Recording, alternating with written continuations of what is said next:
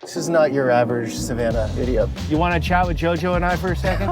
A lot of boarded up stuff. This is like Beirut or something. It was known as the most integrated city. This is my wall of fame. There you are in the Chargers jersey. Yeah, it was surreal. I broke Walter Payton's all-time touchdown record. Very much enjoyable to be a tourist in. Highly walkable. You want to race? I'll race you. With a cigarette in his hand. Come on! Oh my God. Look at that. Looks like something out of Avatar, man. This is one of the biggest ports in the country, right? That's right. Some guys make upwards of 200,000 in here. Yeah, easy. Secret rooms. Hello. Every day that you wake up, just put your best foot. Don't think about your past. Don't think about your future. Stay in the moment. Savannah is literally block to block to block. Yep. And then it's all of a sudden a different world. So Jojo, you grew up in Savannah Absolutely. and you went all the way to the NFL. It really was a dream come true. I thought I wouldn't play high school football. So we're gonna get into it today, from your childhood, where you grew up here, the wealthiest hood to the hood and everything in between. And That's one of the things I pride myself on, that I have friends from every category of the city, every category of this country, every category of this world. Like, the Most High has like blessed me to live in London. I've lived in Austria, Germany, Northern Italy, Holland. so that helps you understand this place better. 100%. This is a beautiful city. Man, this is a beautiful street.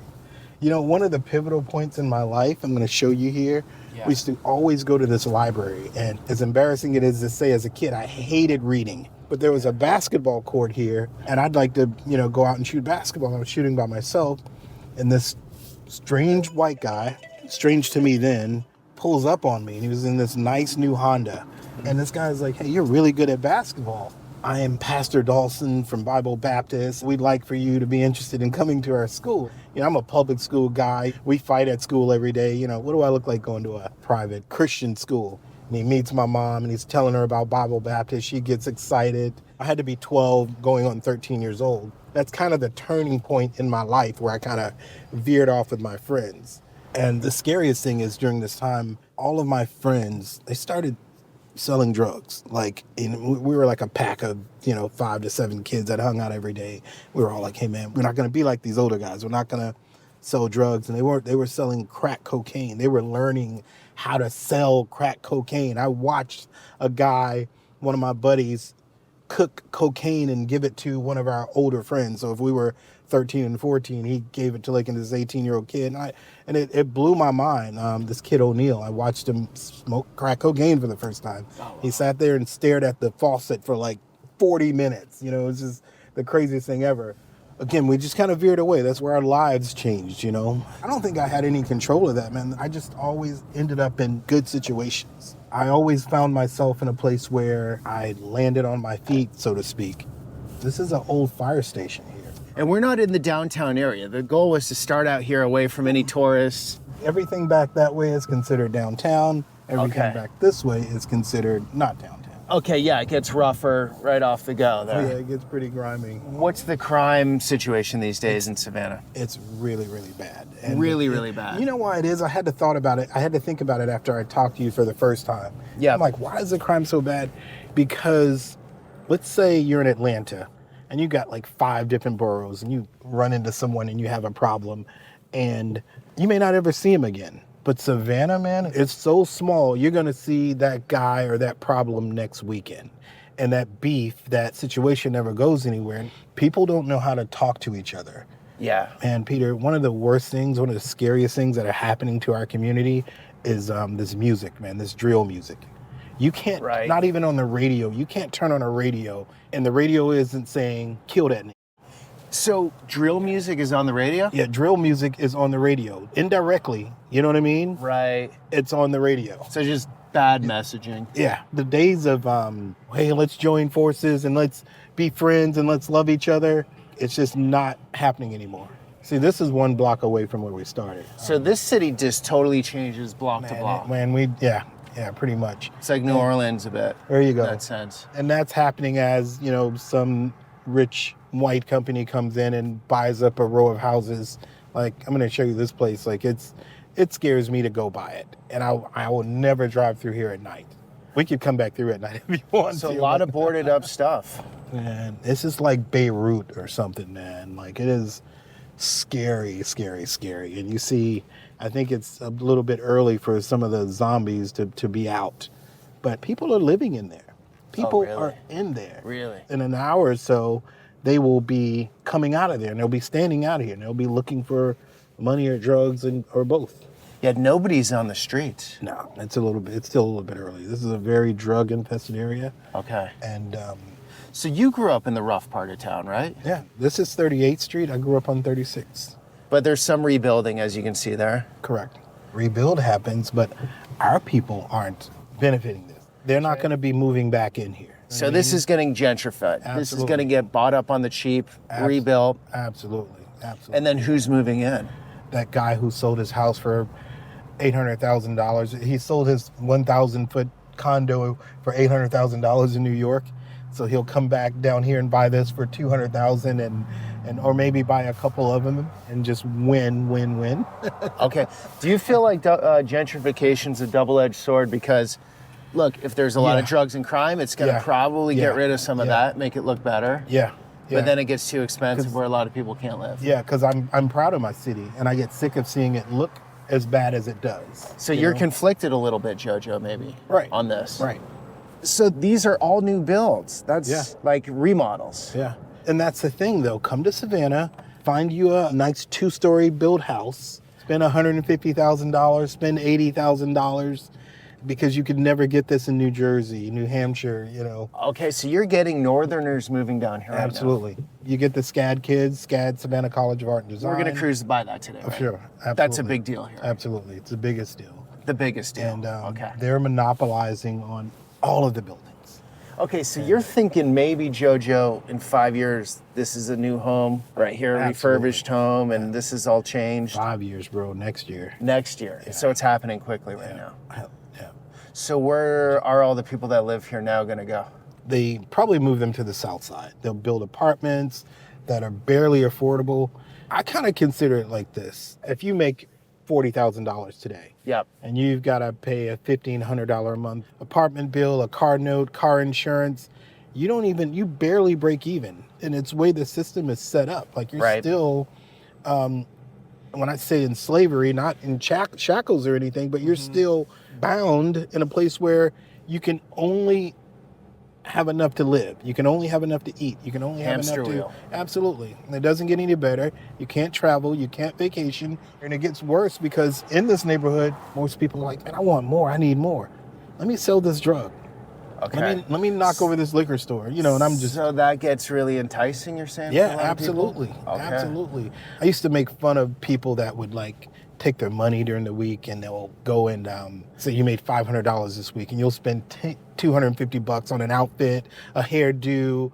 People would rent cars that they didn't own. I promise you, people would rent a car, put rims on the car that they don't own, put tint on it for the weekend.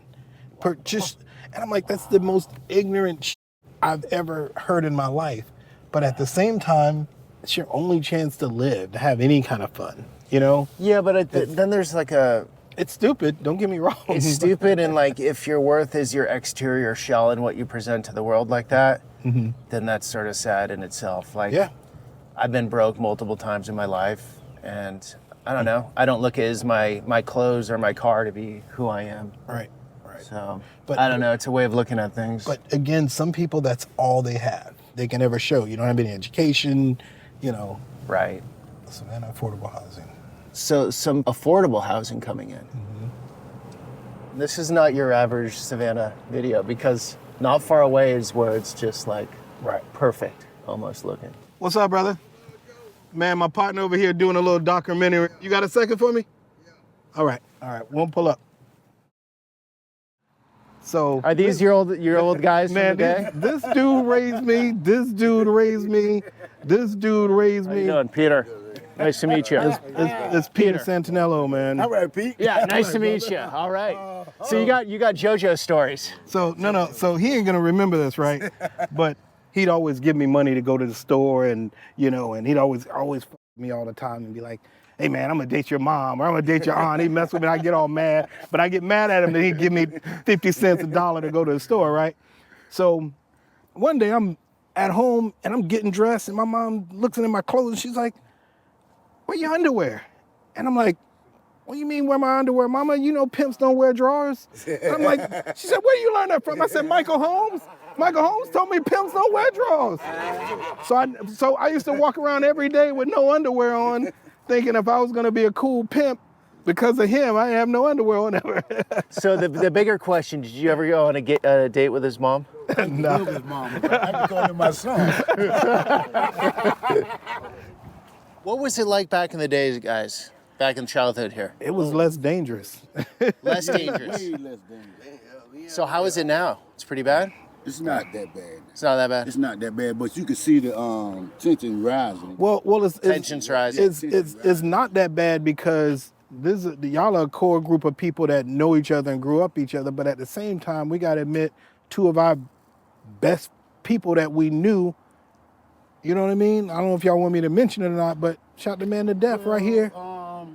We don't want to get into that because it's more to it than what.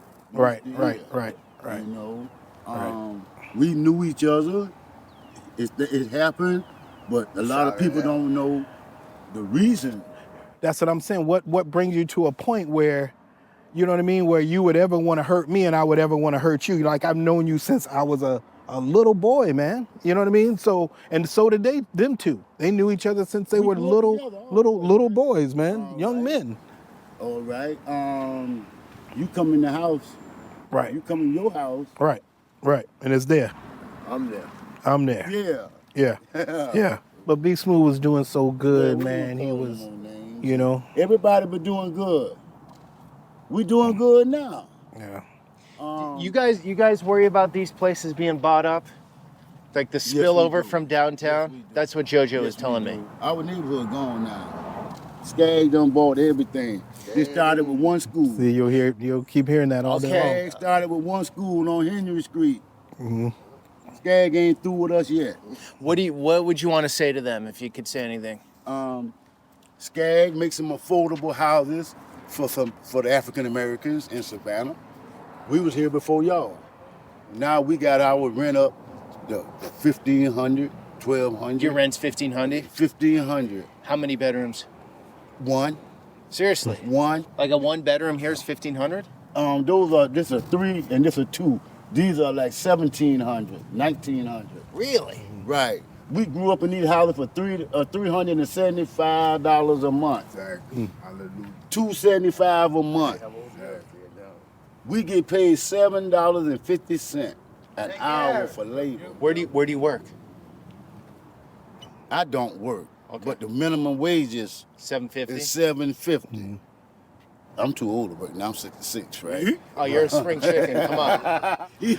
Man, Hey, Jojo and I shop at the same place. That's right.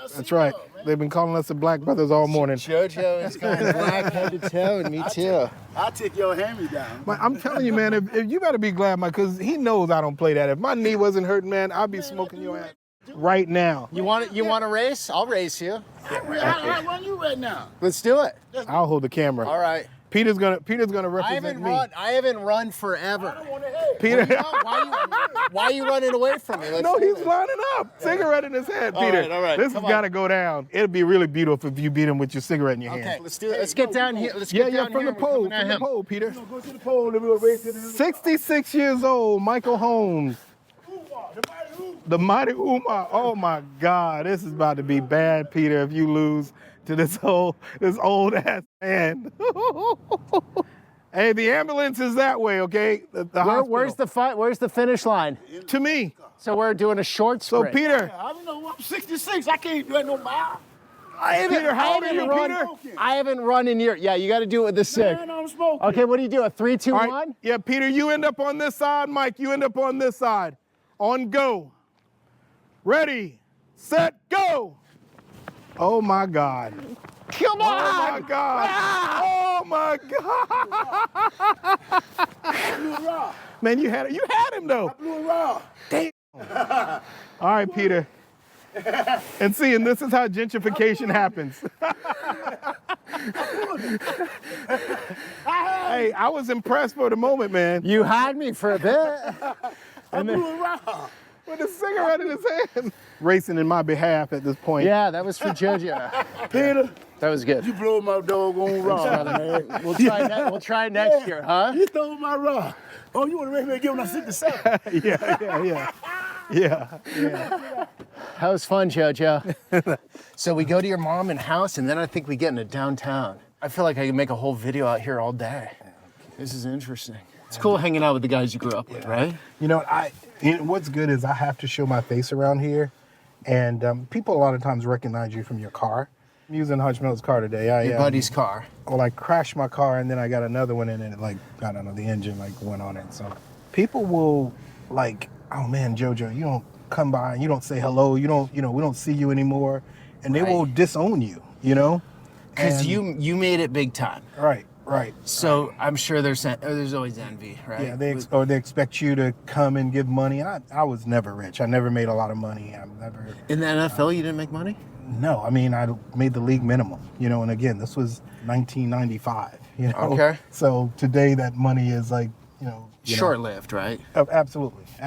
So a lot of these football players go broke, right? Absolutely. I've heard of that. Absolutely. Because their season, what's the average season, like 4 or 5 years? And you want to put on this show that you have money and you buy a car that you can't afford. And I'll never forget this guy, Ray Lee Johnson, at the San Diego Chargers. He was my locker next to me, and his agent comes in. Ray Lee, good news, man. You made $1 million last year. He said the bad news is you spent 1.2. So it's like his first year in the NFL, and he's $200,000 in the hole. He lost money by going to the NFL. Absolutely. Wow. So there's a lot of that happening. Yeah. Doesn't the NFL have some sort of guidance, like some financial consultant that jumps in the early career to be like, hey? They'll advise you, but you don't really get a pension unless you played 4 years. Okay. And a lot of guys don't get there, especially running backs, because most people get injured or. Yeah. So this is the house you grew up in? Yes. My aunt owned this house, and I bought it from her recently over the years. Okay, we're going to meet Jojo's mother, who I believe grew up in Savannah. She's got some old stories. So it all started here, Jojo. Yes. What's the dog's name? Jax. Jax. Jax is a mini doodle. She wasn't supposed to even get that big. Oh, she's a cutie. This is my mom and my dad's picture back in the day. Oh, wow. Before all of us. It's my son Jagger, my daughter Axel. Look at this artistry I got in Ghana. I spent like $10 for it. That's cool. Hey, Jax, nobody's going to record you. I just did a running race on Jojo's behalf. Guess who he raced, Mama? I raced. Remember Michael Holmes? He was on camera telling Peter that he used to have a crush on you. He had a crush on you, then he said he wanted to race, and then I raced him. Peter ends up racing the guy. 66, he's 12 years younger than me. Yeah. Well, you're styling. I mean, it's understandable. How you feeling? Hey, how are you? Okay, so you have deep roots here. Yeah, because basically this was more the African American community back to like the 1880s and even before.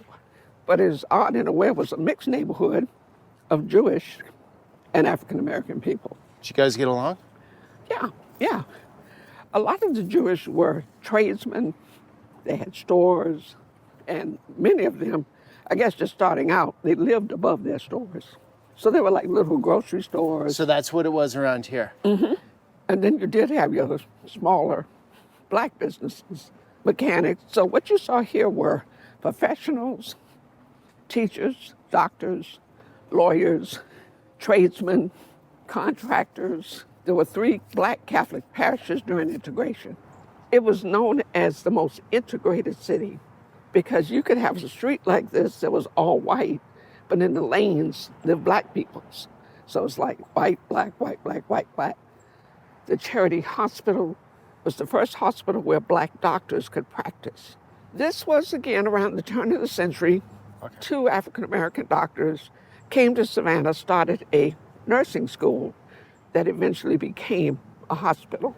There was a hospital, Georgia Infirmary, where black people could go, but black doctors could not come in and practice. How do you feel race relations are now, white and black, here in the city? I don't don't think it's as good as it was. Really? Yeah. When was it the best, do you think, in your lifetime? I think when everyone had an understanding of who was who. Okay. Who the black... What years would those be, though? I would say maybe up to maybe 70. 70s? Yeah. Okay, interesting. Yeah. And see, this street ran like 5 more houses on this block. Okay. They built this expressway and basically built it straight through the neighborhood. It took like 5 houses, went through 37th Street, which was family homes, professionals. And so you could sit on the porch and see the kids come from the smaller rural towns, come down 16, hit the corner up here, then you could see them go back up in 10 minutes. They started coming into the community to buy drugs. And Okay. And what's it like now, from all your years here? well, in the big drug era, you see the big cars and the jewelry. Now it's more about violence and gangs. You shoot at me on this side of town, then I'll go on the east side of town and I'll shoot you. And this is a very neighborhood city. So you're from West Savannah, you're from Brownsville, you're from the east side, Okay. you know, that kind of thing. But then it really came in and destroyed the neighborhood. But the city of Savannah, they work very hard. They work very hard with their citizens. You see these style of houses here. Mm-hmm. There was a big production of bringing in homes that people could buy. You know, that's a big conversation now Okay. about corporate folks, Yeah. you know, coming in, buying 20 and 30 houses at a time. Mm-hmm. And so we're dispersed. Right. You know, so everyone's got a price for their house too. If someone gave you $5 million, you're moving tomorrow, right? Yeah. And when they call me, they call me. They do call you. Oh, every day, all Seriously? day long, 9, Really? 10 o'clock at night. Can we all go the back? all the neighbors talk about it. What are they offering right now? No, they ask me what I want. So I'll say 500,000, then they'll hang up. Okay. But there are houses in the neighborhood that are worth close to $1 million. Okay. But it's like the same style house. They just go in, clean them up. Yeah. Hey, How you Jay. doing? Good. Do you live here? No, I lived here for a while, but Okay. not anymore. Peter. Yeah, I mean, nice to meet Nice you. to meet you. I'm Miss Pam. How you doing, young man? Y'all famous, Pam. Thank you. Is she styles, huh? All right. I love it. What's that type of hat called? Is it a This is like a hat from the 30s. This is like a close. like A French word, C-O-L-C-H-E?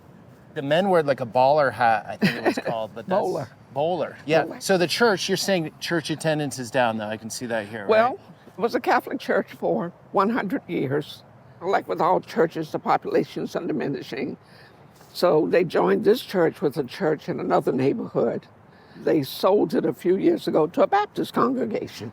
And they stayed there as long as they could, but COVID really killed it with people coming, you know, or not coming rather. And now it is owned by Muslims. So some It's people gonna turn into a mosque. I don't know. It's only been, 4 or 5 months? Yeah. The Spanish started coming into this country before Savannah English. So Savannah was put in place to stop the Spanish at From the coming border. up from Florida. Coming up from Florida, like there are areas going south in Georgia that are called St. Mary's. They have more, Roman language names. So General Oglethorpe came, and he was assigned to here, and he brought people from the debtors' prisons in England. You know what debtors' prisons are. No. You know, there was a time that if you couldn't pay your debts, they'd put you in jail. Oh, okay. Debtor prison. Debtor okay, prison. Got you. Yeah, That's how it started? One of the Yeah. reasons? yeah. Okay. yeah. And they came in, made friends with the Yamacraw Indians that lived at the river. Yep.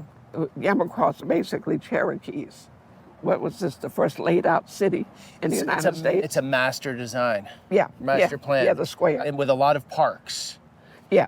A lot of little But squares and it was parks. mostly for protection, military protection. Oh, that's the reason. Yeah. You used to see a lot of the indigenous people, but you don't see them like you used to before. Okay. The Ogeechee Road is where The Cherokee and the Yamacrosses, where you see these folks going, ran from the Ogeechee River to the Savannah River, so they would walk it from one part of the area to the Savannah River. So you'll find people that are, you name it, we got it. Like myself, I'm probably Cherokee, French, Scottish, of course, African American, Irish, you know. Cherokee, French, Scottish, African American. Yeah, it's a mix of my mom and dad's family. Wow, that's a mix.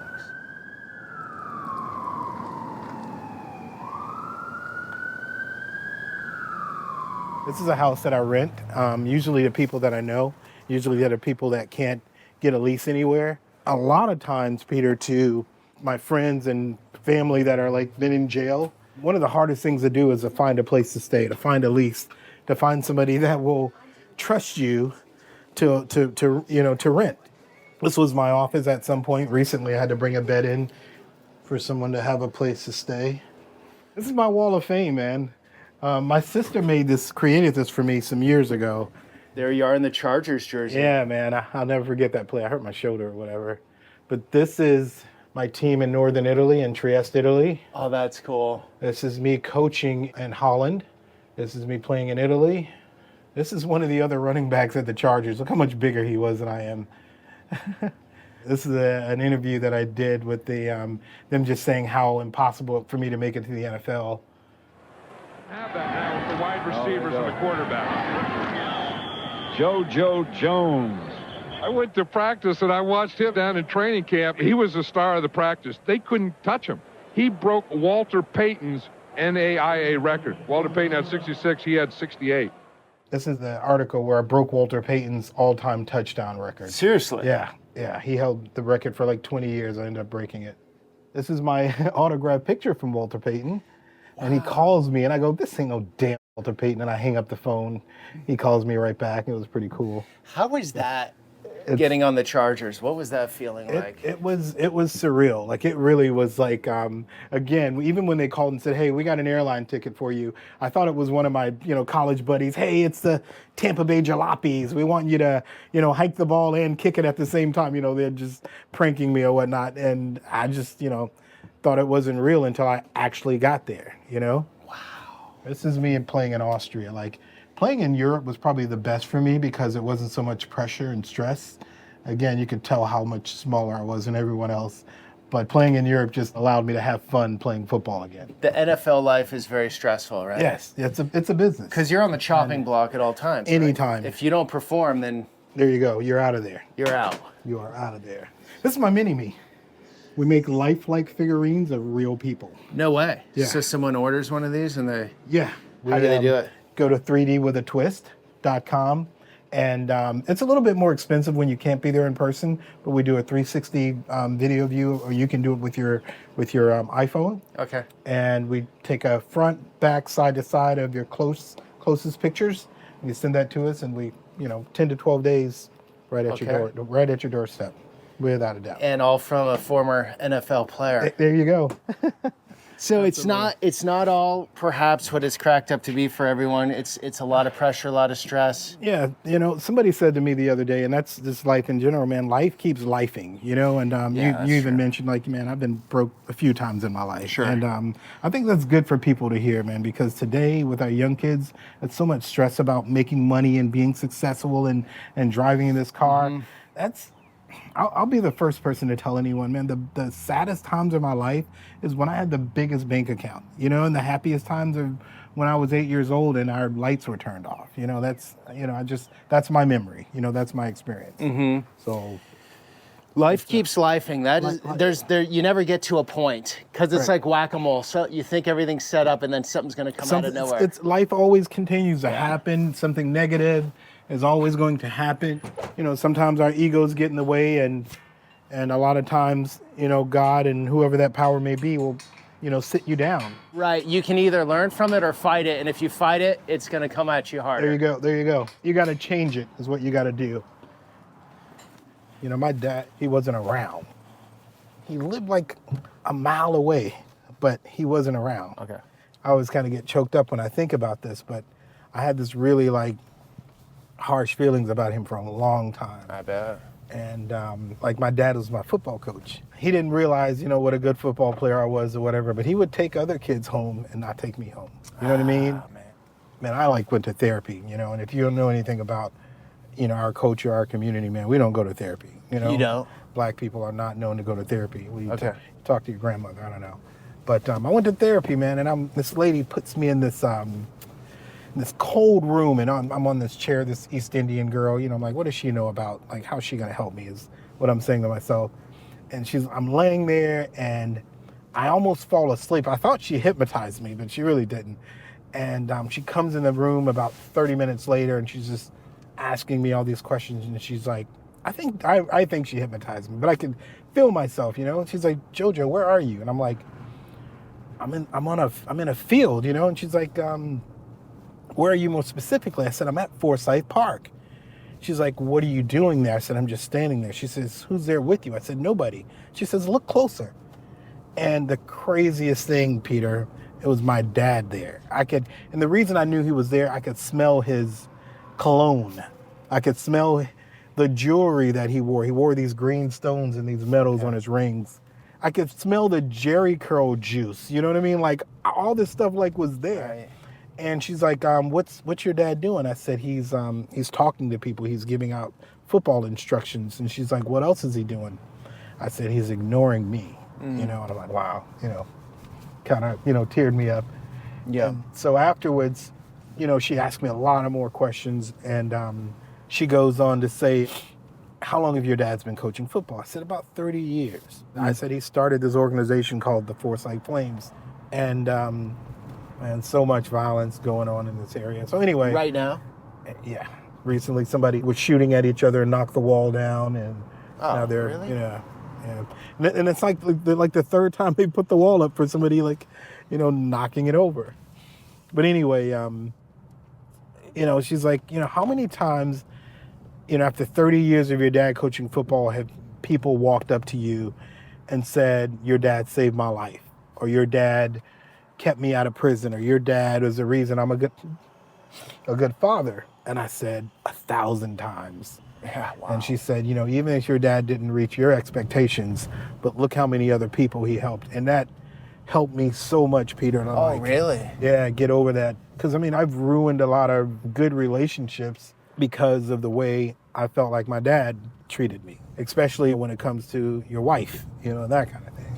Okay. So it you know, it always, you know. You married, Jojo? No, I was married recently, and I don't know, I guess about 2 years now. Okay. Recently divorced. But, you know, good woman, the whole 9 yards. It's always my fault. It's always my fault. So this is that park. Okay, can we go around the park here? Awesome. Absolutely. This is the most beautiful park, man, in the city, without a doubt. Most beautiful park in the city. Forsyth Park. Until my injury, I was playing basketball there every day. The park is a perfect 1 mile around. And in the heat of the summer, like, you're always shaded, you know?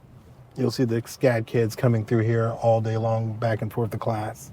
Okay, so it goes student pretty quickly here. Yeah, really quickly, absolutely. This is not that far from your neighborhood. No, everything's within proximity, man. Totally changes. Yeah. And they go out of their way to make sure the park is kept up to par. And yeah, this is nice. So that's crazy. I mean, that wall that just got shot down multiple times. Yeah. Is literally a half mile from this. Yep. You see that tree? Oh, that tree is crazy stunning. Or what? Look at that. Looks like something out of Avatar, man. Yeah. So like all my videos, when I'm meeting with someone to show their city, I'm going through their perspective. I'll push back on questions. I try to get as much information as possible. All right. So do you feel like it's a consensus with this SCAD topic? I'm sure you talk to other people, they love it because it's brought so much amazingness to the city too, right? Or like... When it comes to Savannah, yes. When it comes to the city, they're the biggest beautifier and they're the biggest adversary. This is Jones Street. Is this one of the famous streets? Yes. Really interesting feel. It's like nothing I've experienced before. Oh, it's got a little bit of northeast to it. Like some of these brick buildings with shutters, and then you have the oaks. It's a different world with a southern feel. I don't know how to explain it. Absolutely. This is awesome though. So you have the college here, big art and design And it's well known, It seems attracting like- a lot of people from all over the country, the world. You have a lot of tourists coming for this stuff because it's highly walkable. Right. And then we're going to cruise by it soon, but I did some research. The port here is one of the biggest ports in the country. I had no idea that existed. Yeah, absolutely. Absolutely. So you have like these three sort of pillars of the economy. There you go. Then a military base, I guess, outside of the city somewhere. We have Hunter Army Airfield, and then we have Hinesville, then we have Buford. So which here's the tourist class, most likely, right? They look like tourists. yeah. I'd look it up, but I want to say it's like the third or the fourth most visited city in the country. I didn't know that. Yeah. This is my first time. I was in Hamburg, Germany, and this guy was like, Savannah, Georgia. It's our dream vacation, me and my wife. Oh, no way. Yeah. This is a cool area right here. You're going to want this statue here. See, these are black soldiers that were getting an opportunity to fight in the Confederate War. Right. A lot of people don't know that, too, right? cool. Blacks were fighting in the Confederate Army. Front line. Yeah.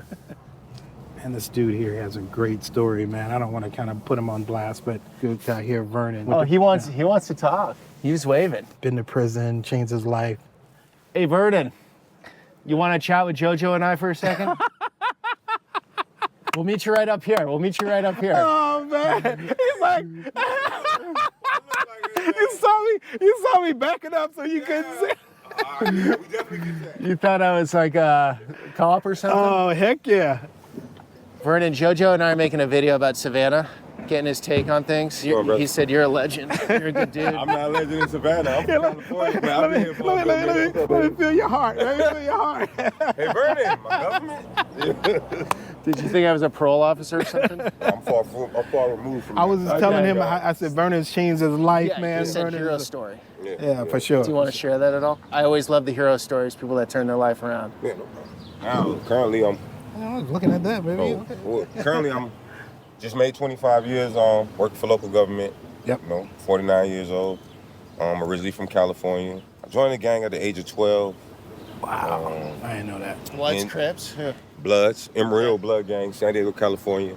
And from there, I had a friend named Modi Cat that turned me on to PCP. And that took me on the spiral from about 13 to about 17.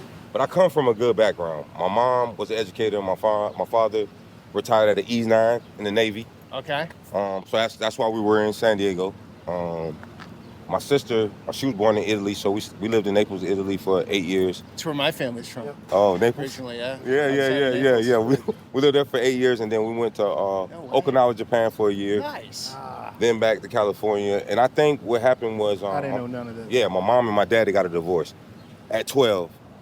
And that was a vital time that I needed them in my life. Yep. But he had his own journey. Okay. So with that being said, my mom, she was a military wife, so she didn't work. So when they got a divorce, she had to try to go back to school, find a job, which left me looking over my sister. And I first started out, I met a dude named Duty, and Duty was in an apartment complex, and it's called Bay Vista Apartments. It's still there. Yeah. One of famous rappers, his name is Missy Slick. He's from that area. Okay. The gang there was Lincoln Park. But long story short, I made my first $50 a day by just holding a walkie-talkie when the police come through. Let them know. Just scouting. And what I learned about gangs, originally gangs were, the first generation of gangs came after the Black Panther Party. Yeah. So once they dismantled the Black Panther Party, they became Bloods and Crips, but they were there just to police the neighborhood. That's right. Make sure if someone got pulled over by an officer, they would just come, stand, then make sure they weren't harassed. But in 85, came crack cocaine, reggae era, and they were dropping guns in the neighborhood. Mm-hmm. Heard that. But that being said, it's got a lot of people in poverty. It's now it's a way that you can go from sleeping on the street to now being a thousandaire. Yeah. If you really hustle, a millionaire. Yeah. But they're not understanding that you're poisoning your own community because it's about proximity. That's right. So you feed on what's closest to you. Mm. What I learned about gangs, when I went to prison in 97, and I got out at the beginning of 99, and that's when I moved here. But when I was in prison, I found out it was predator and prey. When I learned there was a lot of older gentlemen who threw their lives away. Mm-hmm. That's impressionable because we're hearing these stories about you. That's right. And the hard part is, so I deal with the youth at my church. And if you have Mr. Johnson that lives in the project, but then you have Earl the dope man that lives in the project, Mr. Johnson goes to work every day. And say he works for the hall. He's coming home dirty. Port system. Port system. Okay. He's coming home dirty, but he lives in the same project that everyone else lives in. Right. But Earl, he has the rims, the cars, the girls respect him. Even the elderly people respect him because he's maybe paying their rent. He's maybe helping with groceries. Okay. But once again, predator and prey. I paid your rent for a year. I have 5 pounds of weed. I have to leave this in your house. That's right. Oh, right. So it seems like it's Robin Hood. Nothing's for free. But nothing's for free. Yeah. It's a business model. It's like in everything else. I don't know if you ever heard of James Allen, but James Allen was the first black slave in South Carolina that bought his freedom, and then he started a plantation. And the legend is that he had worse practices than the white slave owners because he bought into the business model. Right. So like today, modern day slavery. My name's Vernon Frazier. But why do I need an employee number? Product. What are you doing now? Right now, I'm the manager over administrative services, which in my department, I have a distribution system, supply all packages within the county, also the mail service. So we're kind of like the United States Postal Service for Chatham County and local government. Cool. Honest work though, right? Yes, definitely. Doesn't that feel different doing honest work? It's the greatest thing ever. I mean, you're the only judge of yourself. So, God is. there you go. But you can sleep well at night.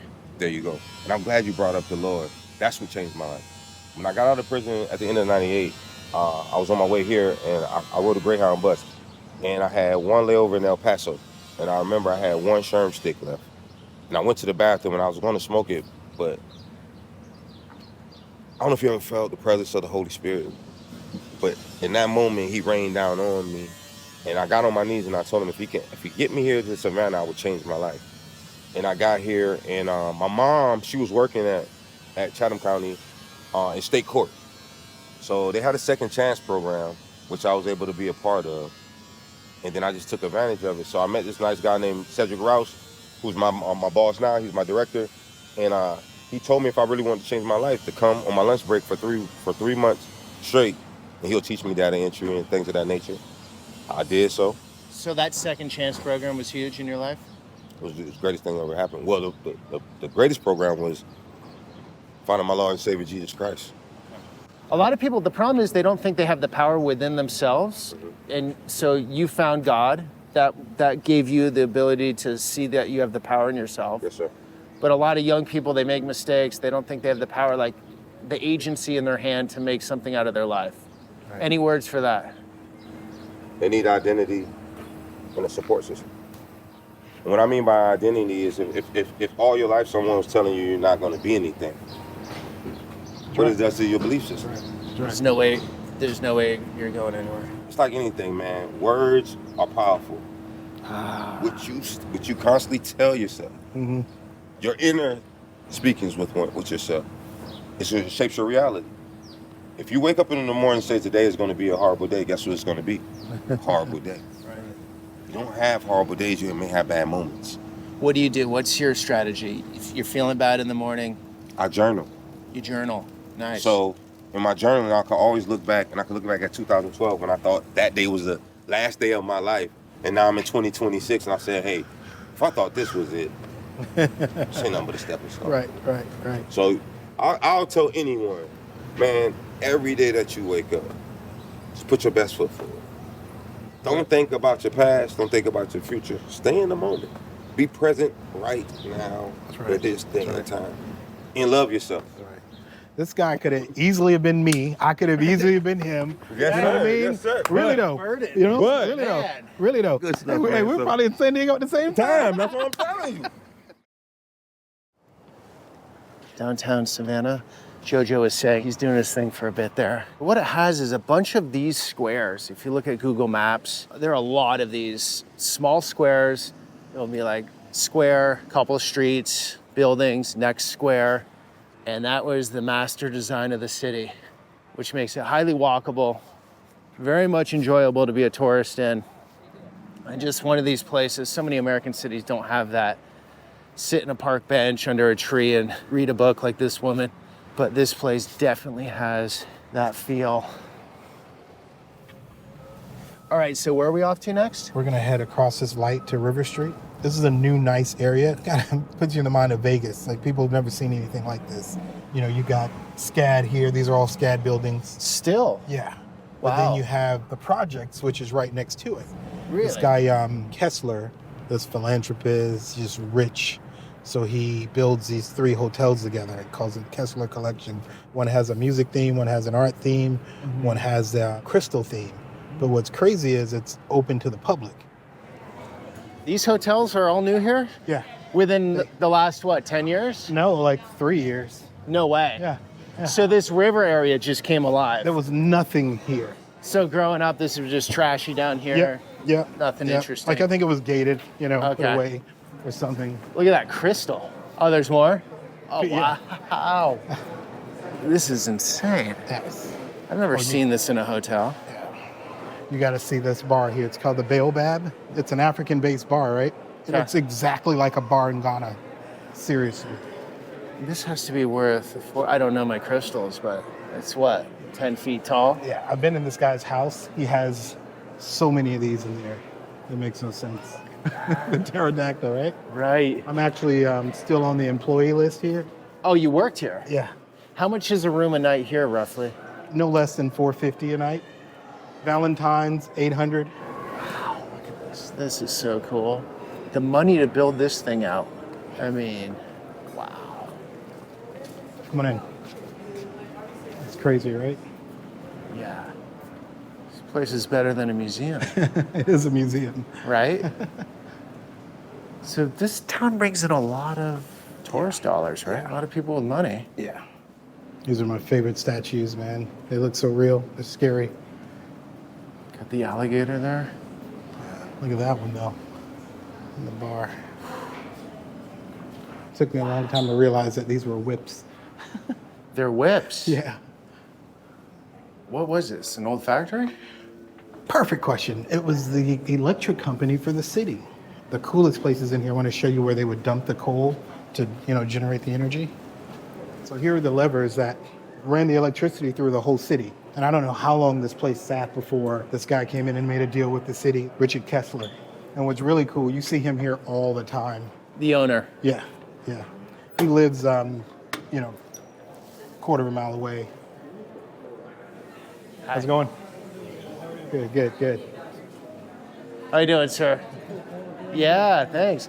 You know if that's the famous shot in New York Absolutely. City or that was here? Yep. And I got the camera that way, not on you. It's a 3D reproduction of a 1920s photograph of New York City construction workers. Yeah. Yeah, you too. So Peter, here's a perfect example. Most black men his age would never want to do this job. They have to because they don't have another choice, but they would never want to do it. But here's the thing, he's had a life. He's had a profession. He was a photographer, I'm sure everywhere around the country. So he doesn't mind because he chooses to do it, I'm sure. Why You know what I mean? why wouldn't they want to do that? Because they've never had anything. It's like you're just a servant. That's all you've ever done. That's all you've ever had is to be a slave. Yeah, but you're saying like everyone, not everyone. The most of our people, yes. There's you know how small a LeBron James is or an Oprah Winfrey or Barack Obama? I'm talking about the multitude of people, man. They're not enjoying this life. They're not enjoying, and I've traveled everywhere in this world twice, and I still understand and I still feel, what it feels like to be black, a Negro, or African American. Why do you say the N-bomb though? Because I mean, it's I want to show you this. Yeah, It's culturally accepted, but it's also I understand the insult behind it. Yeah. You know what I mean? I don't accept it. Not everybody can. I can say it to myself. Yeah. And people that have gone through what I've gone through. Yeah, but it's such a bad word. It's a bad word. But I just want you to understand where I'm coming from. Okay. I want to show you the cold. Oh, this is Yeah. unbelievable. The smokestack at Stone and Webster. Be open. Okay, let's go in. What's this in here, Jojo? Secret rooms. Aha. It's really cool at night because it's green. The lights are I green. like up the there. smell. It's like fresh concrete. Yeah. And everything echoes. Yeah, it's very clean. Talk to me, Jojo, really loud. Hello. Well, my laugh sounds more of an echo. So if you're at the steakhouse, this is your special room. Yeah.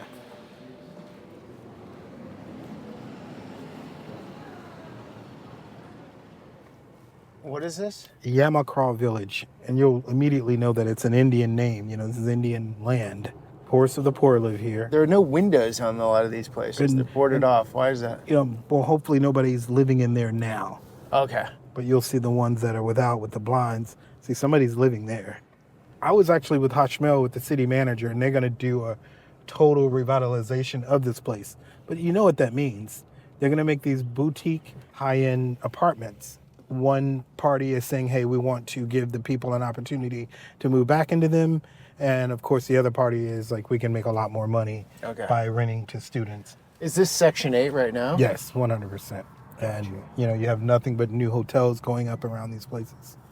I'm just going to be that guy right now, Jojo. Please. No money comes into town, no new hotels, no tourists. What's the place going to be? It'd be trash. Right, no jobs at the hotels. Right. But, you know, it seems more like, again, that doesn't benefit my people at all.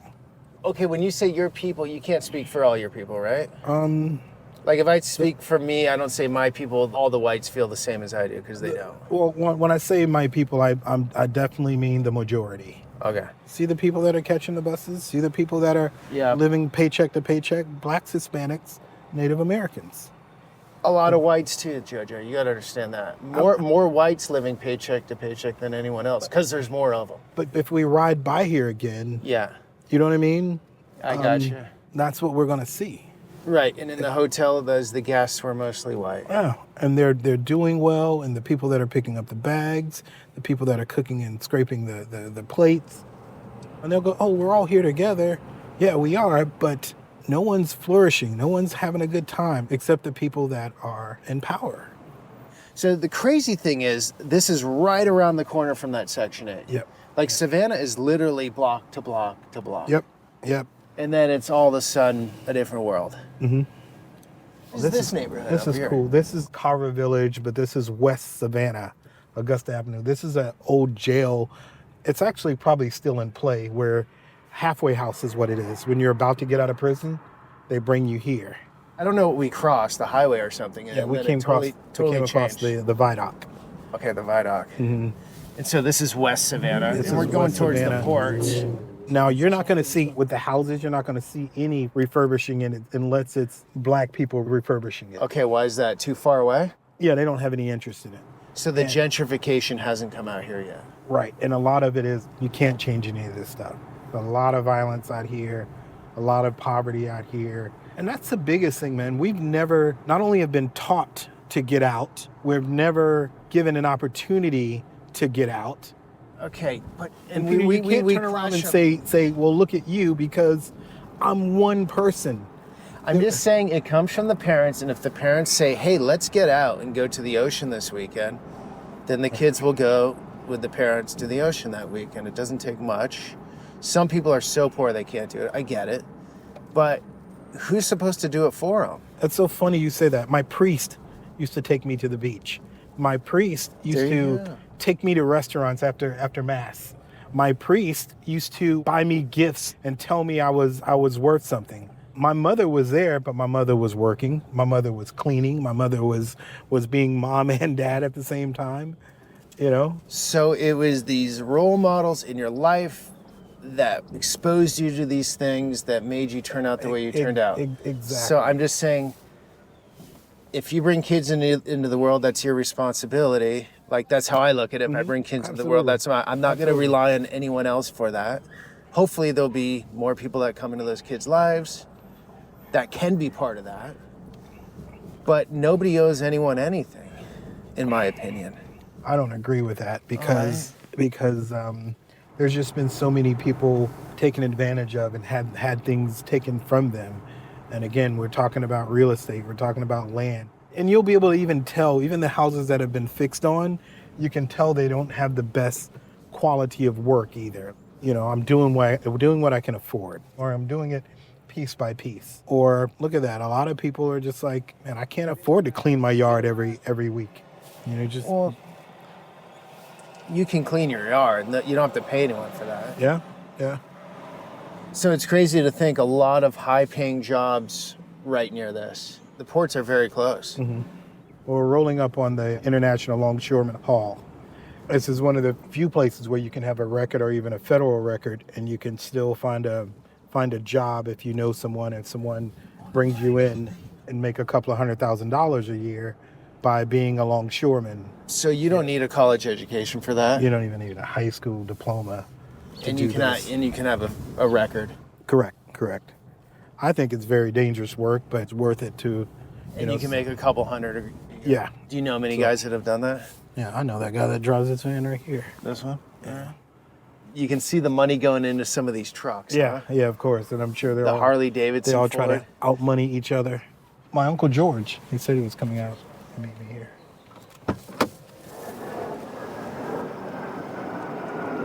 What's up? I had surgery. Can I hang this from your? Yeah, okay. So we're just doing I'm with Jojo all day. He's showing me the city, showing me his story. Yeah. And then a big part of Savannah right now is the ports, right? Yeah. Super active. What's going on out here? Yeah. We, I think we got about 3,300 employees here, probably. Are you operating one of those cranes, or what do you do out there? Oh, no, my job, that's Georgia Ports over there. Okay. But we just work under the crane and beside the crane. But that, we got some new development coming up where ILA is going to be actually operating the crane. Container ships come in, you're unloading. Yeah, unloading. It's hitting trucks. Right. Putting in trucks, flatbeds or whatever. It's a union job, so. So you got you got to wait till. You get full bennies. Yeah. Retirement. Yeah. Everything. How long you been here? About 36 years. Wow. So it's been good to you. Oh yeah, I'm a supervisor. I'm a header, so I don't have to, do all the hard work. But I just pick up the men, going in, replacing them on ships, on jobs, and bringing some more from the hall. So we're hiring every day, but it just means it's already in place. Already, have seniority. We have seniority. Jojo was saying some guys make up upwards of 200,000 in here. Yeah, easy. Easy. Yeah. Okay, so you're saying you take your money here, you put enough time in, it's good money. Yeah. You're saying flipping real estate. Yeah. I buy it, fix them up, flip them. Do real estate. What you want to do? Go and get you a dealership if you want a little small mini dealership. Like car dealership? Cars, yeah, your used cars. Especially this time of year would be good to go and do it now because income tax. Yeah. Okay, what about the young guys? Are they getting into this? Oh yeah. We got a whole lot of guys. I'm picking up young guys now. Cool. I'm picking them to come to go to work, man. I see a lot of women like I've never seen before. Like I haven't come down here in a long time. Yeah, women are getting into it because they can drive trucks and they might not be able to do like the latch and stuff like on the ship with the containers and stuff like that. All the manly stuff. Right. But they can they can stand by the ship and do ship side and get in trucks, and they can also head too. We got women that are supervisors. They've been here a long time, and they card come up to the rank and say, "Hey, you want to be a supervisor?" Yeah, I want to turn it down. You get more money. But the guys just hang out around here, that's what they call. Yeah, what are they doing? What are they hanging out? For what? They're waiting for waiting the on ship? a job. Waiting for the shift to come. So we have about 4 or 5 checkouts during the day. 4 or 5 of them. Okay. 5 in the morning, 6 in the morning, 8 o'clock, 12 o'clock. But you have to be here. You got to be here. This is your buddy, right? See, we wear the same shoes. Of course it is. You work out here. I do. Okay, what's going on with this? All right, so this is the work order board for tonight. All right, these are the ships that are going to start working tonight. And the way to read it is CBO6 is Container Berth 6. Okay. Right? And the name of the ship is the Cisnus. And these are the actual supervisors, or what we call headers, that'll be hiring the men to come work in these particular crafts. These 4 will be picking up 2 men, which are the guys who go up on the ship to handle anything dealing with the shoes, the metal shoes, the locking devices that goes in the bottom of the containers. Okay. To keep the containers secure when they're on the top of the ship. These next 4 will be hiring 6 men each, which are lashers. That's primarily what I do. We're the guys that go up on the ship to disconnect the containers. These 4 here are hiring 7 truck drivers. So these 7 men or women will all be driving the jockey trucks that take the containers from the ship out to the stacks. So the basic mechanics, this is one of the biggest ports in the country, right? That's right. How many ships come in a day, roughly? Anywhere from 9 on up, an average day. Without you guys, everything stops in That's this right. country. That's right. Right, everything we use. That's right. We're the first to touch the cargo. Absolutely. So it's a very important thing. It's extremely important. Yes. Do you guys feel pride in your job? Absolutely. We're the second largest revenue generator in the state behind the Atlanta Hartsfield Airport. No way. Yeah. Wow. So it's a brotherhood. You know everyone here. Yeah, pretty much. Yeah, everyone. Family. Thanks for your time. Anytime, man. Catch me a little early next time, and I'll make it happen when we get you something. Thank you. Okay, what I asked you before off camera was no Hispanics here, no whites here, only black working, You haven't right? seen one pass through yet. Right. Well, okay, so what's that? You can see what's funny, like these guys, he's going to work, you know, but he's got a leather, clean white leather jacket on. Yeah, it looks And spiffy. but see, those are the guys that he's talking about, the headers, and you can tell that they're not doing any work. They're just pointing fingers. And then when it's all said and done, they'll go out and either go home and go to bed or come out here and goof off. But the guys that are really doing the work are the guys that you see dressed to work. Okay, you know? so but why are there no white dudes here or no Hispanics? Because they decide who works there or not. You know what I mean? Okay. Like if I wanted to work there, I would strictly have to go through my uncle or go through James. Okay, you know? so there's some nepotism going on here. Absolutely. Okay. Absolutely. And it's one of the best gigs in town, right? Yeah. Again, especially if you got a criminal record or if you know, don't have an education. But James is like, you know, he's a cream of the crop here because he has both. You know, he's very well spoken, has education, you know. Yeah. Oh, and then you get all these food tents. So people are just spending a lot of time out here. Yeah. Jojo, this is just right out of the city, basically. Right. Yeah. Some of the big money will have their homes out here, right? 15 minutes outside of the city. 15 minutes. This is old money. Guys, we're doing our best here. The sun is going down, but we'll be able to show a little bit at least. The people that are living here now have gotten these homes from their parents. Some cool places out here. Yeah, we're gonna come up to a gate pretty soon. You have all these swamps, and that limits development. Yeah, they don't want development here. They want to be alone. They want to be by themselves. Right. They want you to have to be able to call before you just show up. Check it out, Jojo. They don't seem that afraid of people. Yeah, they're people deer, that's for sure. Look at these guys.